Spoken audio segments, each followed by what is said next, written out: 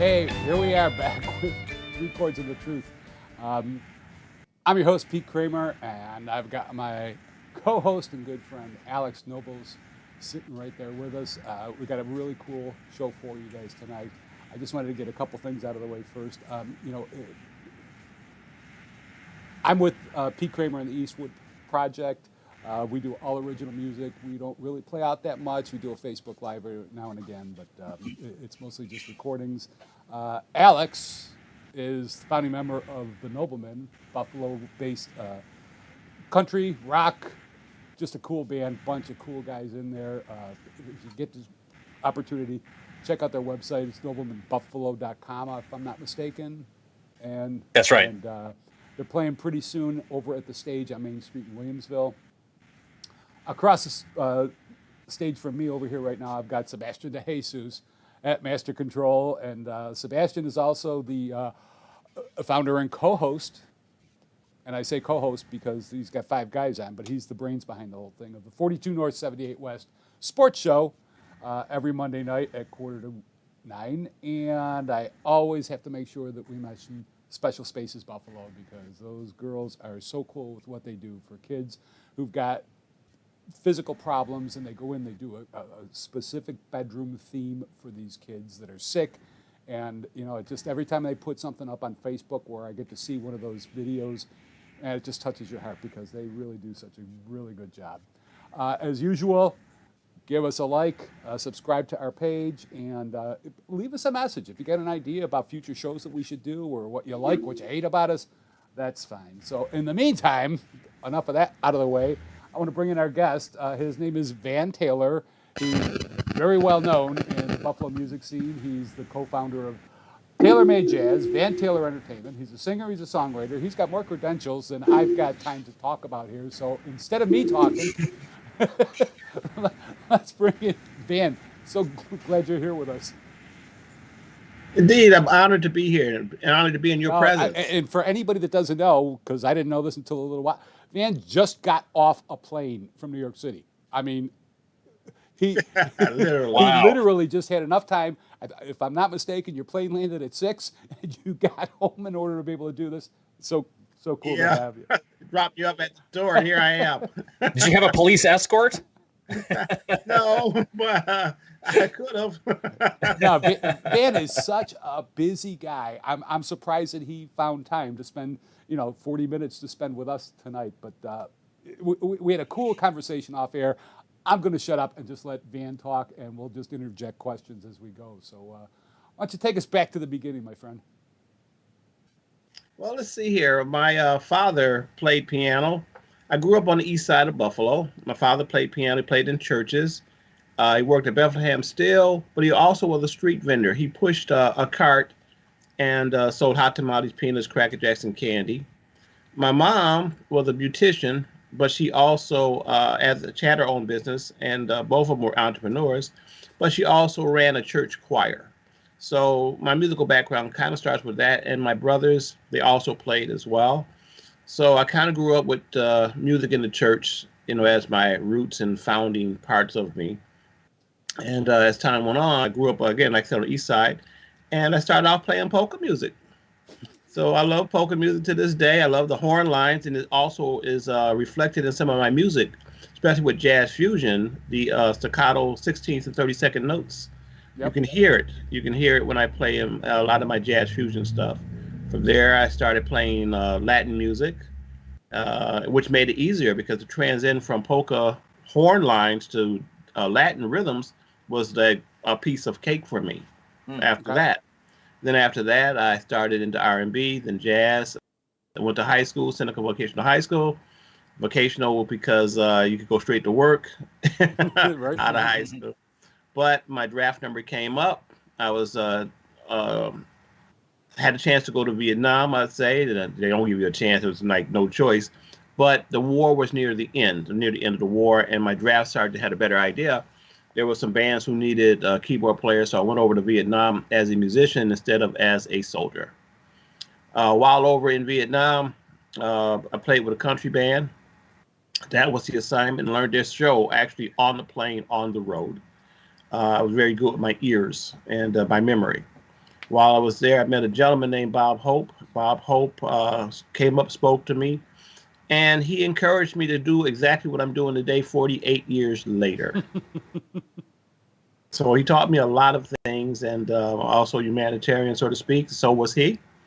Learned my business concepts from Sammy Davis Jr. He mentored me in that particular area of business. I worked Vegas for a few years while there, met him, and he then pointed out a gentleman named Bobby Jones, which was his musical director. And his musical director, Bobby, was from Niagara Falls. And says, well, Ben, have you heard my musical director? Bobby Jones. No, never met the man. And he says, he's from Niagara Falls. Really? Oh, geez. So when I got back, I went and met him. And he's a great jazz artist and every kind of artist and very well known. And also a Buffalo Music Hall of Famer, of which I am as well. I am an inducted member, class of 1998, with the Buffalo Music Hall of Fame. That's what I was talking about. Well, I couldn't possibly list all your credentials because, and I think you probably only touched on a couple of them. But we also had, when Van and I first talked about him coming on the show with us, he had to adjust so many different things because he's on the Buffalo Music Hall of Fame and he's got so many other things going on. And again, it's very cool that you got the time to spend with us tonight. Let's talk about tailor-made jazz. Well, I had a couple of units. Back in the 70s, I had a group called UST Topaz. UST Topaz was two groups combined. One group from Lackawanna called Unique Sound.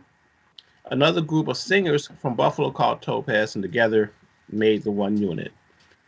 As time went forward, we became a very powerhouse show unit, doing a lot of the hotel circuits at that time.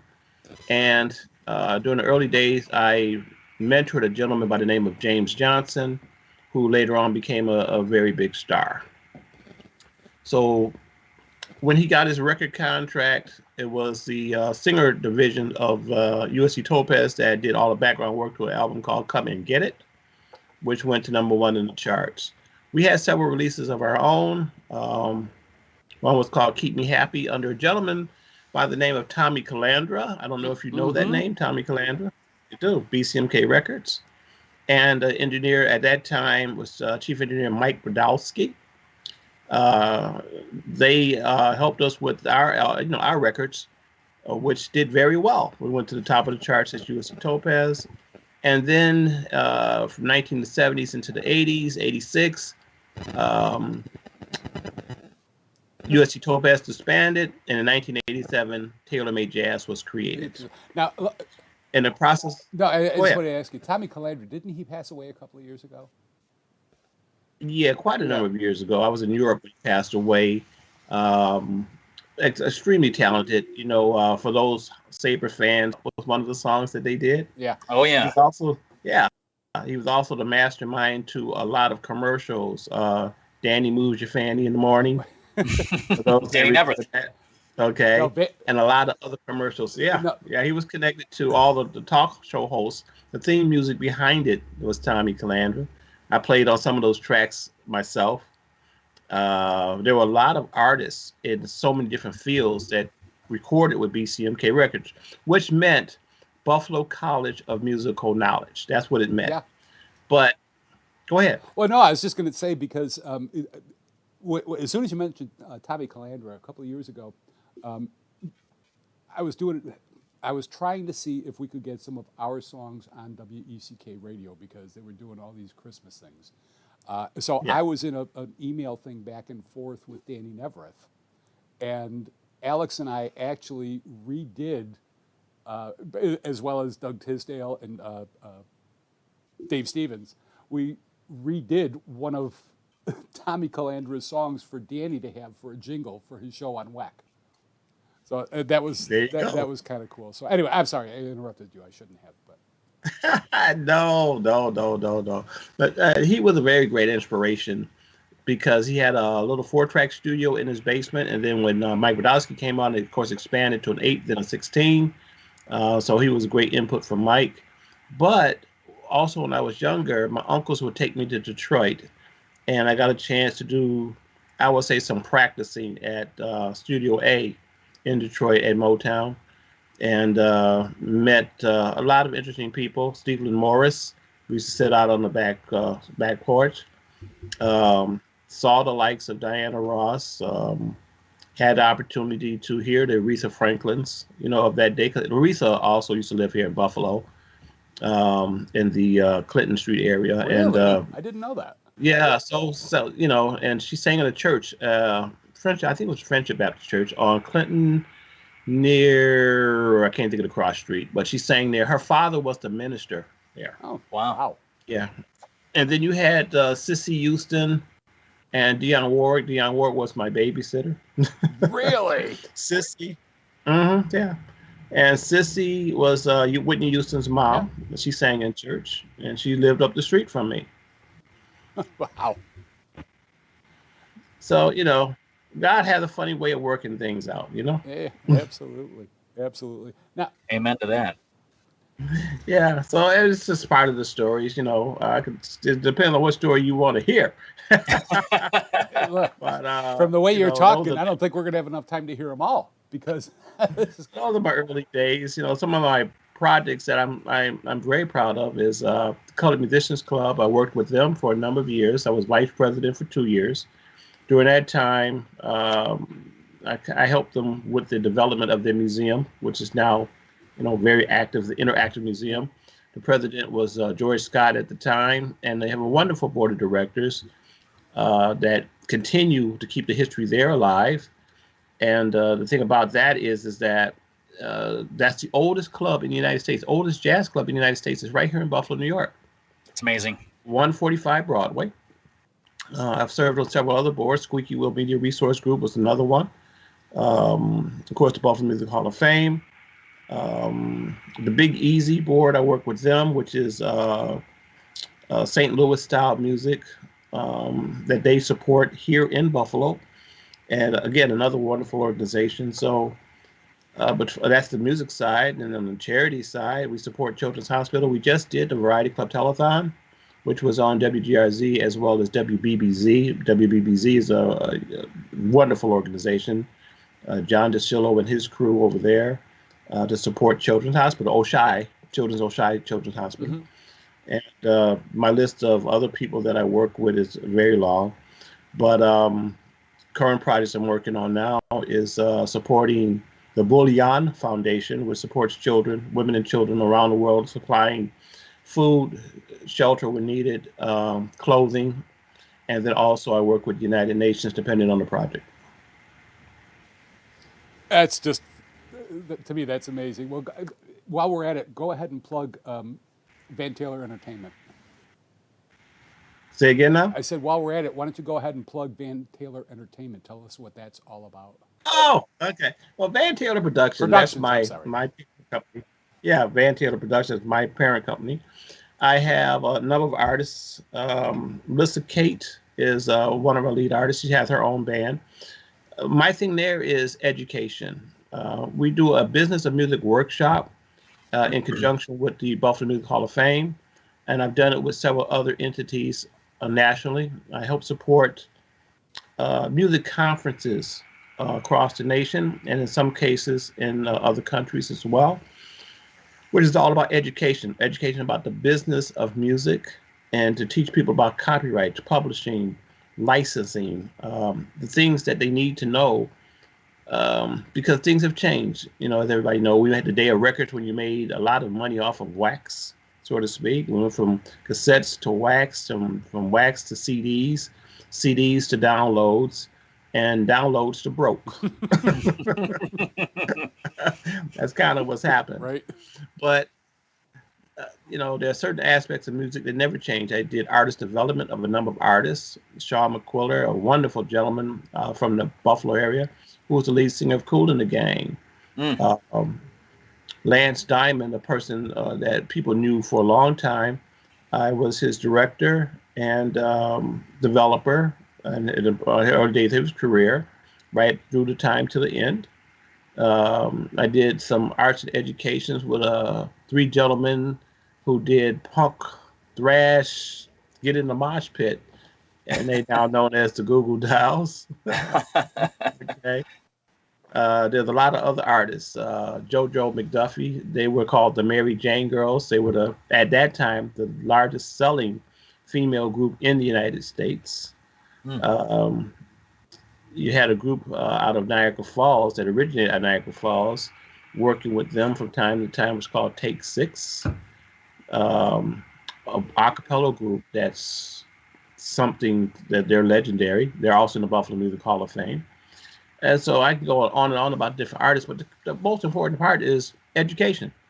It's a business that to learn it properly, and take the I call it the nightmare scenario out of it. Everybody's going to be that mega rock star, but you could be that sound engineer. Okay, you could be that video guy or that tech guy. It's still a job, and if it happens to be something that you love to do, then enjoy it.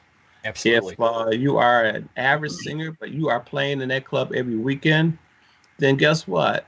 You can make a lot of money playing clubs on the weekend and having a good time. There's nothing wrong with that. It's absolutely essential.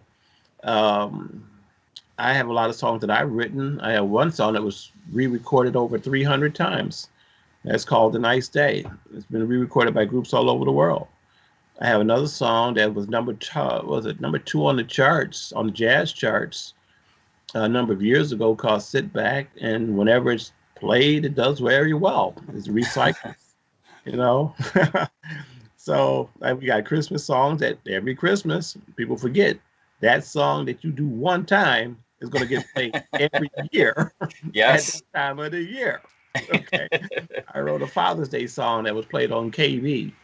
Back in the day, they still play that song every year. Okay, and there's so many things you can do in the business of music that's kind of unique, and so that's what Van Taylor Production, my company's all about, and we support bands when we can, but education is mainly what the key is. I also do some work with young audiences in Western New York, which educates kids in schools. We have a project of our own called Peace and Harmony Through Music, which supports schools that they can't afford to have people come in. Then we donate the time. That's all productions. That is just so cool. Alex, I'm talking too much. I apologize. I'm not letting you get a word in edgewise. I'm sure you I just find this so interesting. This happens every show. I know it does. It does. I have a good time. We have another organization called 3 to Go Music Alliance. And 3 to Go Music Alliance, Central Terminal. A lot of the last few years, the concerts there, which we made a multifaceted over the last 2 years, which included R&B, jazz, pop, rock, country, because I support everything. It worked out very well, and hopefully once they get it together over there, we'll do it again. But we do support the terminal, because terminal is a key part to the redevelopment of Buffalo's East Side. The 3 to Go Music Alliance involves Ron Walker, who's another Buffalo Music Hall of Famer, with a group from the 80s called The Exotics, and also to the current Eli 7, and Melissa Kate Productions, which has her own self-titled group, Melissa Kate, and together we make that organization up with the intent on supporting other organizations. We also work the Buffalo Naval Park, supporting of course, the Naval Park, but also the VA, the Veterans Hospital, which we do shows and performances for our veterans. So when we're not overseas, supporting our troops in that arena, then we're at home supporting our former troops here, no matter what the age or background. And it takes a combined effort, because I can't do it all, but they all support and do. There are different parts of the world we cover. I specialize in the Middle Eastern areas. Eli in the European areas, and Melissa in the Pacific territories. Even though I've covered all of the territories, it's easier for us to spread out and do it that way in behalf of the Department of Defense. That's MWR, just to be specific, Armed Forces Entertainment, which is the official organization for Department of Defense. And fortunately, we've had the honor of working with DoD Direct. So when you see our patches, like the one I'm wearing even right now, we're the only one that has this patch. Wow. It was sanctioned by the Pentagon. Well, Van, I have to say, just listening to you talk, I can't help but think you are literally a walking, talking history book of the history of music as far as Buffalo is concerned.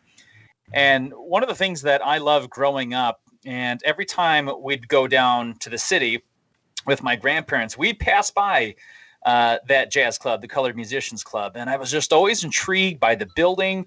And growing up with my grandparents, jazz, big band was always a big thing that ran through our family as far as music is concerned.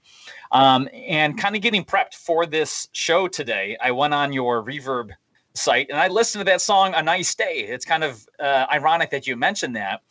And I played it and I said, oh man, this is a really awesome tune. And I'm kind of segueing into the question I'm going to ask you in a minute here. When I listen to music, and I think when a lot of people listen to music, I think one of the great things about listening to music is everybody has an interpretation of, oh gosh, this has a little bit of this band, a little bit of that band in it. And when I listened to A Nice Day, I couldn't help but think of just some flavor of Steely Dan or Tower of Power or Earth, Wind, and Fire. And my question to you is, growing up, what was your inspiration? And when I think of some of the guys that I would listen to growing up, like Tommy Dorsey, Duke Ellington, and these guys, George Gershwin, I would love to hear what was your flavor of the day when you grow up and what kind of inspired you to get into what you're doing. That's a great, funny question. That's the best way I can put it. All right. So I go down to the Colored Musician Club because, like I said, I played polka, played jazz, Latin music, so to speak, then R&B, and then jazz. But I hadn't really started the jazz aspect yet. Okay. So I went to the Colored Musician Club so I could learn the jazz aspect. All right. And so our band needed a place to practice. So they let us practice up there. We paid them to practice up at the place because it was a rehearsal hall upstairs. That's where the band practiced. Okay. And so Saturday in the mornings was good. Nobody's up there. And they said, yeah, you can practice up here. So I said, this is my opportunity to learn some jazz finally. Yes. Go up to the club, and there were these three guys at the bar. And so I walk up to one of the guys and said, hey, I'm here to learn some jazz. And they were like, well, son, you go ahead and practice. When you get done practice, come over and talk to us. We practiced. I come over and talk to them. And they said, well, son, see you next Saturday. So we came back the next Saturday, all right, because we had it every Saturday morning. I go back up to them. I said, I want to learn some jazz. So then this one man says to me, tell you what, have you ever just kind of fiddled around and wrote some songs of your own? Well, not really. I mean, there's some stuff I mess around with. He said, well, tell you what, I want to hear something that you're messing around with. Okay. See you next Saturday. So I combined some of the polka stuff along with some of the Latin stuff I was messing with, which makes me up, and some of the R&B stuff as far as the rhythm. And I taught it to the band before we got there on Saturday. And so on that next Saturday is the third one. We tried a little of it. And then the man says to me, not bad. Do it again. See you next Saturday. I walked out of there the fourth Saturday looking going, okay, this must be a test. I mean, see if you come back. Yeah, see if I come back. We did. I wrote another tune and tried the first one, improved on it. And he says, you're getting better at this. Tried my second one. Goes, that's not bad either. And on and on and on. Well, the inspiration to the tune was a combination of everything that I had learned.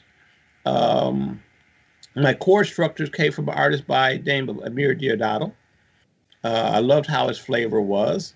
I liked the flavor of Ramsey Lewis and a few other people and their music.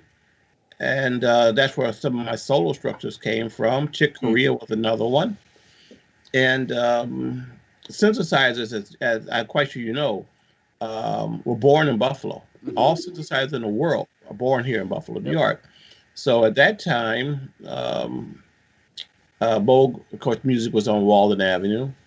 And we had access to some equipment to buy some, but I didn't really have to buy it because my roommate worked there. And so I was able to use some of the mini modes and stuff to get my string sounds together, which is what you hear in that those earlier days. And we put that song together called "A Nice Day." We recorded it at BCMK and perfected it on the road. And then we did our final recording of it at BCMK. He put it on the air and sent it to England and went to the top of the charts. That was Tommy Calandra. He sent it over to England. And so that's really the story. Now, here's the one part that I must say about the gentleman at the bar. All right. So we now to like Saturday number 8. And I said, "Are you ever going to show me some jazz?" He said, "You didn't say that. You just said you wanted to learn jazz." So the Variety Club Telethon came up. And we were asked to play the Variety Club Telethon back at that time. 3 o'clock in the morning was our hour. And we did it. But as we were leaving the place, the 3 guys at the bar walked in. They were going to play the 4 o'clock slot. I said, "Okay, I want to finally get to hear some jazz." All right. So we pack up, break down. I said, "I'm going to go home and tune in." They didn't really come on at 5 o'clock, and I was dying at 5 o'clock in the morning trying to stay awake after this. And and then I can't think of who it was, not Rick Azar, but Tom Jones, somebody like that. And they introduced these 3 guys, one in particular. It felt like they were talking about this guy for 15 minutes. I didn't know it was the 3 guys. They just say this guy was with Gershwin, not Gershwin, but can't think of what it was. Porgy and Bess. And he had played with all the greats, including Ellington, including Cole Porter, including, you name just about everyone. This guy was the pianist who played with these guys. His name was Al Tenney. Al Tenney was his name. So in the jazz world here, people know him as the legend. And then later on, he became my mentor as far as certain things in learning structure. But he encouraged me to always write my own and don't worry about playing jazz. So he actually took my direction and turned it a whole nother way and said, "Play your own music. That's the only way you can get paid." Well, speaking of your own music, because we've been talking about this song, we've got a video queued up of Van doing this. It's only about 3.5 minutes, but you want to cue us in as to where this was recorded, Van? Okay, yeah. I believe this was the WNED version of it. It was a young lady came to town, and we were the opening act for the young lady, and but it was at the WNED TV stations for NPR, which is the studio here in Buffalo, New York, and that's where we, I happen to have my video camera, yay, and Nice. and that's how we have it. This particular track. And the song is "A Nice Day." A Nice Day it is. We'll be back in 3 minutes. Please stick around and listen to the tune because he's got some very cool things to say before the video starts, so watch out for it. Was something we recorded back in 1986 under another name, and it was released actually in Europe and went to the top of the charts there. Before I announce the tune, I'll let everybody know you can get this song online. Now, here's something special about this song. We are involved with charities on a global scale. We have been pretty much all of us, all of our lives. And there's an organization that was introduced to me by our vocalist, actually, who's on the camera tonight, Miss Melissa Kate Miller, back then. Remember that name? She's around. George Scott Big Band and her own group, Melissa Kate Project. The song is called Agape. Now, we have a CD called Agape, and then we have another CD called Agape, the Hunger Project. All the proceeds from that song go to help people around the world men, women, and children in third world countries, including sometimes here in the United States. And it's generated quite a bit of money. So if you go online, every time you download it, we don't sell the physical copies, so it's easier for us. But if you go online and download it, every dime goes to that organization. This song is called The Nice Day. Thank you. And it goes a little like this.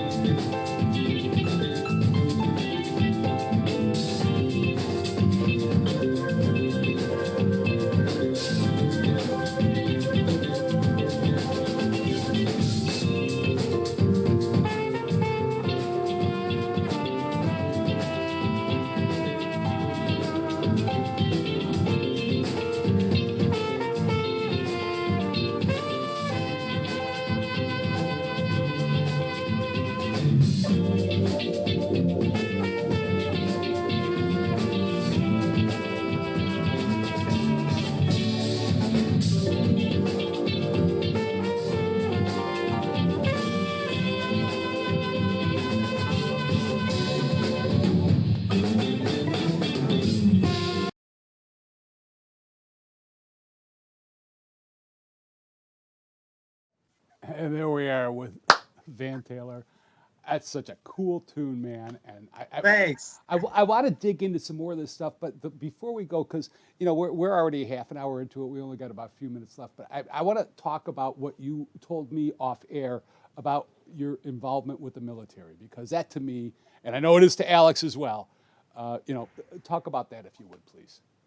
Well, yeah, like I was saying, I went over to Vietnam as a kid, literally as a kid, and I was on stage getting ready for our show, and a gentleman by the name of Bob Hope approached me, and he knew me by name, which was amazing because I didn't know who he was. I mean, I learned later who he was, of course, but he ended up teaching me a lot about life, teaching me about civil rights, particularly.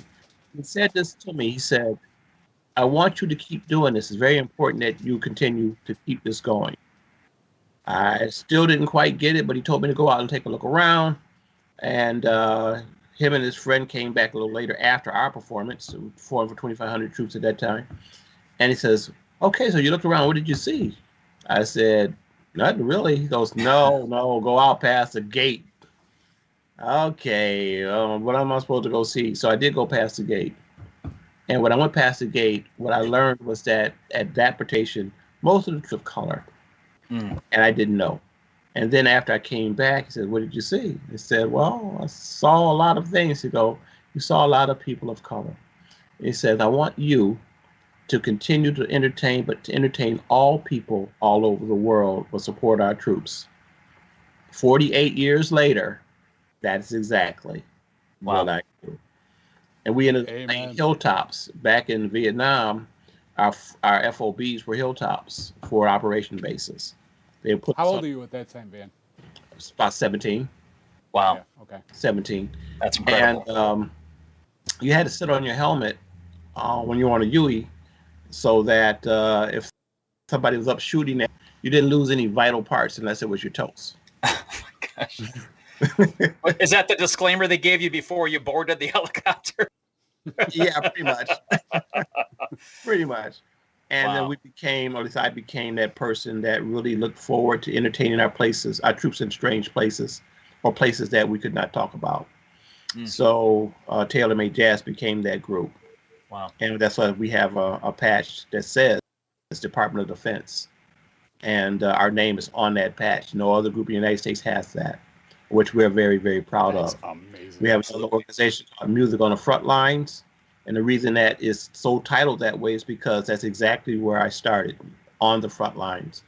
And as a result, I've been in every major combat from Vietnam up, which included Desert Shield, Desert Storm, Some of the things we placed we were ended are now movies. Black Hawk Down, Rules of Engagement. We were there on site as certain events took place that are now movies today. Wow. Hotel Rwanda.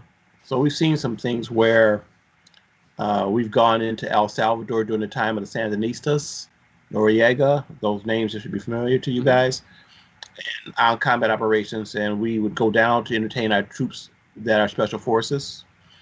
And we may get off of a Chinook, and we got to get from the Chinook to wherever the site is, and they may just had a serious battle. Their bodies still laying all over the place. Wow. We keep going. We were in Bosnia during that conflict, but we were rolling over mounds. You'd be in your truck and you're rolling over these mounds. Those were the hundreds of bodies that were buried. Genocide, you know. It depends. We were in Turkey one year. They had a 9.2 earthquake, and we watched an entire town destroyed, but we were on the base. The base was built for the earthquake. The town was not. You know, so we had to fly out via C-141, I believe, to get back to our base in Naples. And we kept it going right to the end of the tour. We've actually had the longest tours in as far as civilians, which amounted to, I think, 105 days on one tour after we had just finished one. So, you know, I had to say I'm very proud of the people that I've worked with that endured trying to stay out there. So it's not just me, it's all the people that accompany me that go out, and we pray before we go out. We pray when we get back. I don't relax until we are back home, and I know every soul came back with me. We've had our share of close calls, from being shot at to a few other things I'm not going to talk about. And we've been some strange places I'm not going to talk about. But it's been a heck of a ride that I love, and I am proud to say I'm an American. You know, I'll tell you why, because I can guarantee you right now that there's a lot of people that are watching this right now that had no idea that, you know, they might know Van Taylor, but they didn't know that story. Yeah, and, you know, like I said, I've been blessed in a way that I've seen a good part of this world, good and the bad. Beautiful places that you could not begin to imagine, but also places so horrible you can't believe they exist. So I've had the honor of shaking hands with presidents to people who were terrorists. I've covered the spectrum, you know, on that. So from a Western standpoint, we are blessed to have what we have. But at the same time, the world looks to us for leadership and compassion. But you have to be out there to know and understand why. And if we should ever fail to not stand up against tyranny, it dooms us all, because there are so many people that just want to kill us just because we have a good life, that not to understand what it is to help other people would be a shame on our part, you know, because that's what God put us here to, as they would say, love one another. It's either for real or it's not, you know, so that's what best I can say. You know, I don't know if I can. No, go ahead, please. When I was growing up in the Polish neighborhood, okay, I go to the store at the corner of Peckham and Shumway, and they spoke Polish, so I had to learn to understand Polish and more. How the hell did you do that? I couldn't do that. Well, that was just the way it was. And on the corner would be two guys. One was always drunk in the morning, and he was always drunk in the evening. And he had his friend who would help him home. You know, so it was like it was his job to drink, and it was the other guy's job to get him home. But when I would walk past them, the one guy would always say this to me. He would say, "You saved my people." I'm just a kid. I don't know what the heck you're talking about. I ain't saved nobody. And then after quite some time of that, this one particular morning, he says, "You saved my people." And he pulls up his sleeve, and on his arm were numbers all the way up his arm. I didn't know what that meant. I didn't. But I saw those numbers, and it seared something in my head. It was later on that I found out that he was a survivor of the concentration camps in Germany. Wow. Yep. And that the troops that went in the first troops, after I did my research, now I'm much older, were black troops of color, and they were under General George Patton. Okay, and they were the 716th Division, called the Black Panthers, that went in to liberate a lot of the Jewish people. And that's what he meant, because that was the first people he saw. And that's why he kept saying, "You save my people," was because the troops that went in. I had a lot of relatives that were in military. And You know, are you familiar with the movie Glory? yes, yes, I do know the movie. Yeah, I mean that was all about the black troops who were mobilized in the Civil War. Yes. And that was a great movie. Yeah, it's a wonderful movie. And General Grant, I love that one. The story he tells, his documentary, and on and on and on and on. But at the end of the day, things that I learned when I went to Israel, because we entertained over there a lot. Yeah. A number of times at Cuba, I entertained in a lot of places that you can't imagine. Everybody has the same thing in common. You get up, you want to have a good job, you want to take care of your family, you want to raise your kids, you want to be able to feed people, feed your family, and go to work and come home and live a good life. That's the one side of it. But in every country, not just a country, every race, there are multiple races on this planet, have the same issues. You want a good life, but then there's always somebody somewhere that don't want you to have it and feels that they are better entitled and want to enslave you. So it's not just a, quote, black thing or white thing or red thing. Historically, it's every single race on the planet. Somebody has to fight for good against evil. Every race can tell you that story. We have another video that we want to play, but I know Alex has one more question Sure. that he wanted to ask before we do that. So first, I just want to say thank you for your service. And I don't think that question or that statement needs to be said to just soldiers. I think a lot of people forget about the civilians who do work with the United States military to do things like with the USSO and things like you've done. So I just wanted to say thank you very much for your service. And I also wanted to give a quick shout out, a friend of mine who I had the pleasure of doing a little jam with the other day, Mr. Paul Yates, bass player. Yep. Yeah, I know Paul. I worked with Melissa Kate. I'm sorry? You worked with Melissa Kate, one of my artists. Yes. He says hello. So it's really awesome. But where I wanted to get to real quick before we get to this video, on your website, and I believe it's for your band, you have a motto, if you will, and it goes, "Music is our business. The world is our stage. Let us build in harmony." And wow, our conversation, just how we've talked about crisis in the world to your upbringing and the story about Bob Hope and him saying, don't just do this for one single particular group, do it for everybody. And it really just kind of boils down to just how important music is to bring everybody together. So I just wondered if you could kind of comment on that motto itself and how you kind of came up with that. And I kind of think that maybe it just came along with all of your experiences that you've had over the course of your life. Well, that's true. I mean, I was in a place out of Rota, Spain. It's one of the largest naval air bases that we have in the world. We have a few. And we had to go inland to another substation. And there was an old guy there, very old man. And he says to me, "I don't know why I'm here." And I said, "To take care of your family, to make sure that your kids and their kids and their kids have a better life." I said, "You may not see it today in your own self because of whatever reasons, but what you pass on to them will hopefully make the world a better place."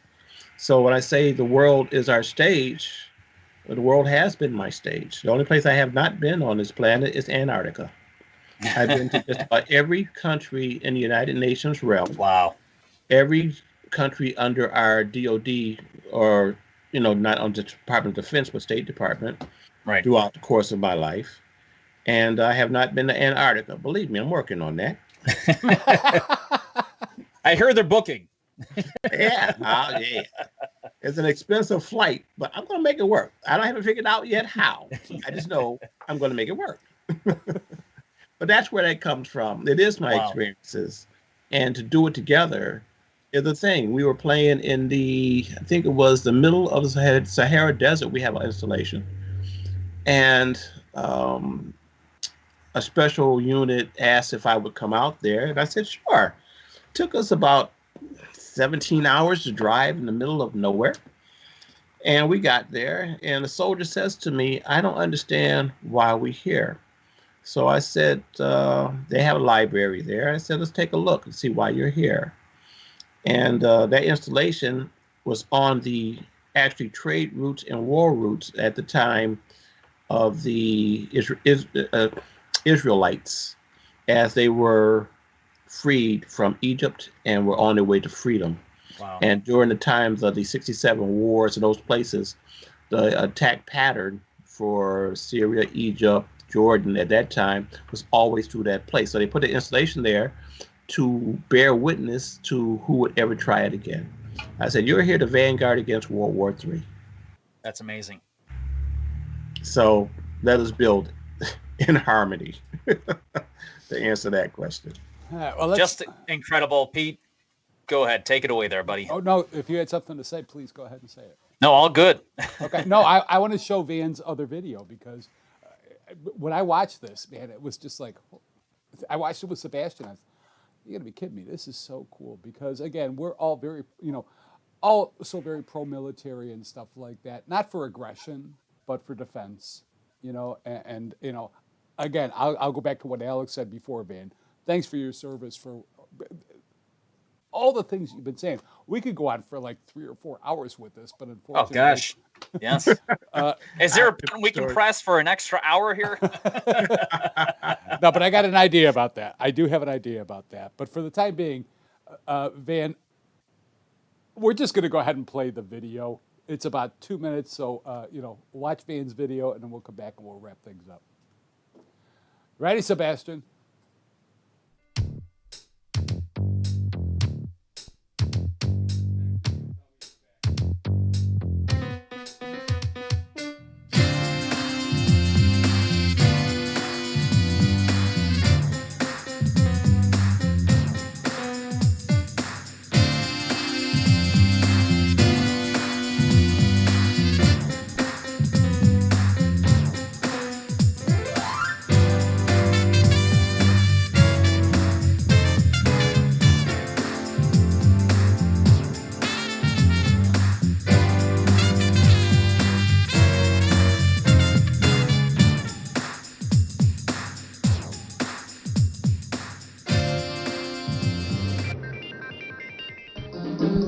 Sailors and their families got a smooth treat as international R&B band Tailor Made Jazz put on a show. I do all kind of major concert venues, but there's nothing like performing for our troops and soldiers in the military, supporting them, supporting their families.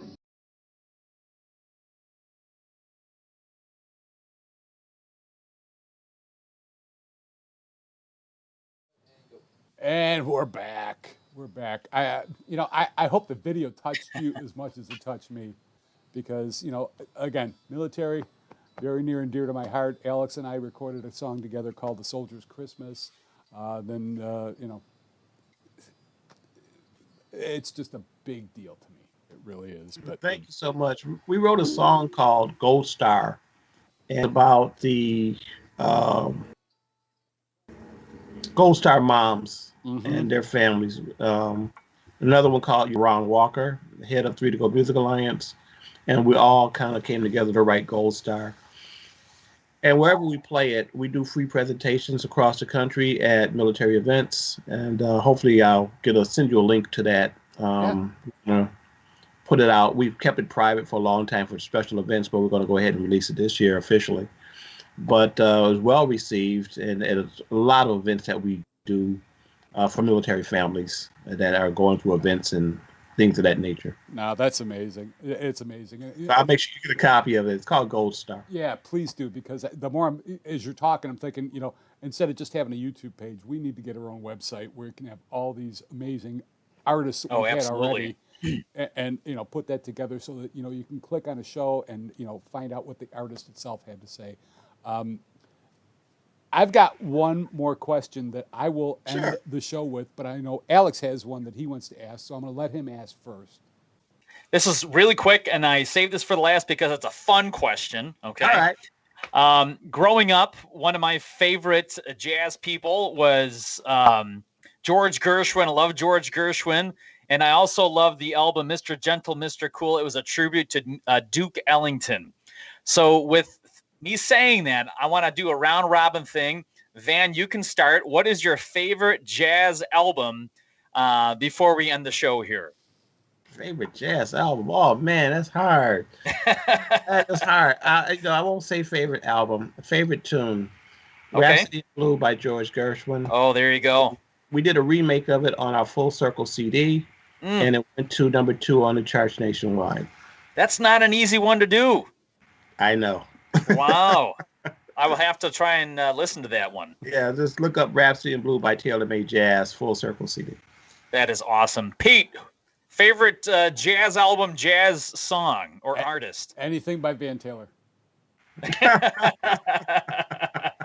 What can I tell you? It's a truth. There you go. Van, I just want to say personally, thank you very much. Extremely articulate, very wise, and I love listening to you, and we'd love to have you on the show again. And Pete, take it away. That's my last question was going to be, will you come back? Oh, absolutely. I want to thank you both for having me on. I'm truly honored to be here. And indeed, keep doing what you do and support the troops. Love you both. I mean, that's, that's what I can say. Back at you, sir. Yeah, and again, I'm trying to end this because I know Van just got off a plane at 6 o'clock. The poor guy has not had dinner yet. I'm sure he's starving. So, but no, thank you. I'll tell my crew to come pick me up at about 8 o'clock. One more thing before I walk out the door. Sure. AAVM, watch for it this year, which means African American Veterans Monument, which will be built in downtown Buffalo. Is to honor African American troops from the very first in all wars. Wow.